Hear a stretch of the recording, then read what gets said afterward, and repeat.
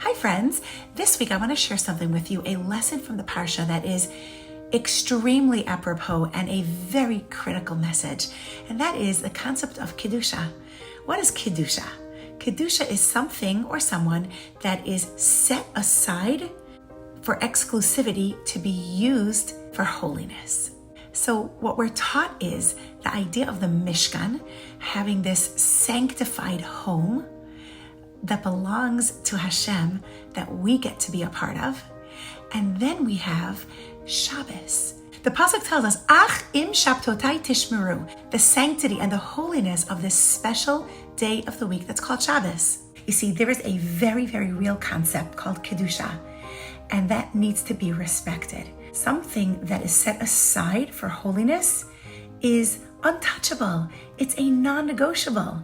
Not everything is equal. There are some things that are in fact holier than other things. Some things are more sacred than other things. And this week's Parsha tells us a few of them. It tells us about the Mishkan, and that is what we understand, Kedushas HaMakom. There's a certain holiness in a space. Then there's Shabbos, one day a week, that's special time. This is Kedushas Hazman. There is something very holy and sacred about time.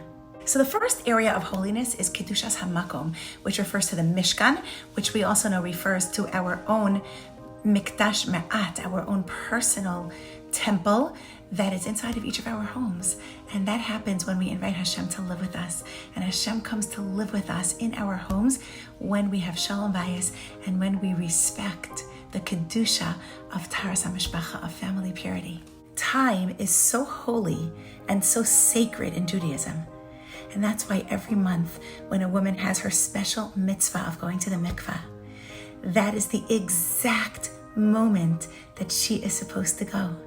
And the mitzvah of Ona that follows the mitzvah of mikvah is custom made and calculated 100% precisely for when that couple needs to be together, for the intimacy and connection. That is the exact moment that they are supposed to be bringing the highest and the greatest levels of Kedusha into the world. We are the only nation in the world that knows every single second and every single minute on a regular basis.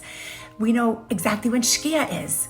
We have to have a mincha. Women have to do a bedika. We know exactly when Shabbos is, because 1 minute we can cook, the next minute we can't cook.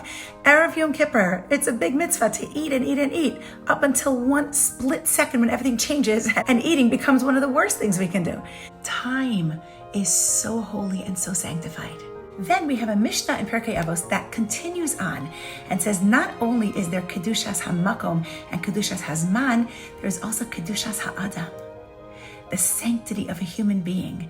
And if we want to understand what Adam means, Rashi says Adam means Ish v'Isha, the connection, the intimacy between a man and a woman.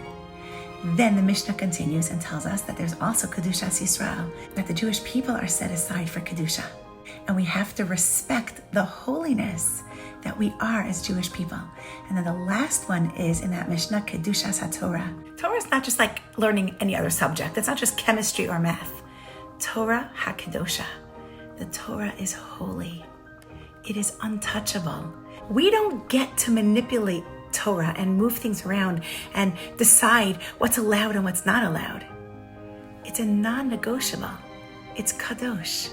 Now here's the thing, let's get to the end of this Mishnah, where it says that anyone who desecrates any of these 5 areas of Kedusha, and it continues to say, anyone who reveals facets of the Torah that are not in accordance with it, ein lo chelak la'olam haba. This person doesn't have a chelak in olam haba. Now, I like to understand it from the positive perspective, and that is, anyone who honors and respects these 5 areas of Kedusha, not only will you have the highest and most enviable place in Olam Haba, but even in this world, your life will be saturated with Kedusha.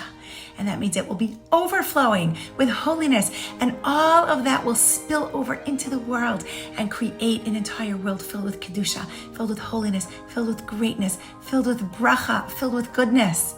Now, I want to look back into the Parsha for another minute because there's another idea there that I have to mention.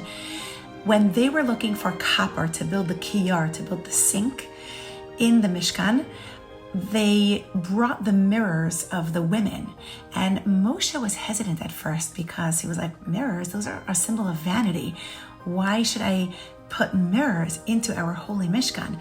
Until he realized that these mirrors were anything but vain. These were the mirrors that the women used in Mitzrayim. When their husbands had given up hope, they were so down and they were in such a rut. And they said, we cannot bring more children into this world. And the women said, yes, we can. We need the continuity of the Jewish people. And they went and they beautified themselves in those mirrors so they could present themselves afterwards to their husbands so that they could have more children to continue on the Jewish nation. And when Moshe realized what these mirrors were used for, he said, these are the holiest of the holies. And we need to have these mirrors in the Mishkan. And those mirrors were called Mar'ot HaTzovot, which means the mirrors of the soldiers. We, the women, are the soldiers in this world. We are fighting the battle of the continuity of the Jewish people. We are fighting the battle of Kedusha, of bringing holiness and bringing light into a world that can otherwise be dark and into a world that can otherwise be confused. But we don't have confusion. We are 100% clear in how to bring Kedusha into this world, because that is what upholds the Jewish home. And a home is the symbol of safety, security, protection, love, and connection. So by us respecting Kedusha in our homes and within our families, that will be the biggest zchus for all of our Jewish sisters to have their own safety and security and protection and love and connection. They will be freed from their captivity, whether they are the shivuyim that need to be set free today, whether they are any of our sisters who are in captivity in their marriages and need to be freed from that and need that safety and security and love and protection. Our respecting of Kedusha will be a zechus for all of our sisters when we are extra careful to bring even more Kedusha into our homes and more Kedusha into our marriages.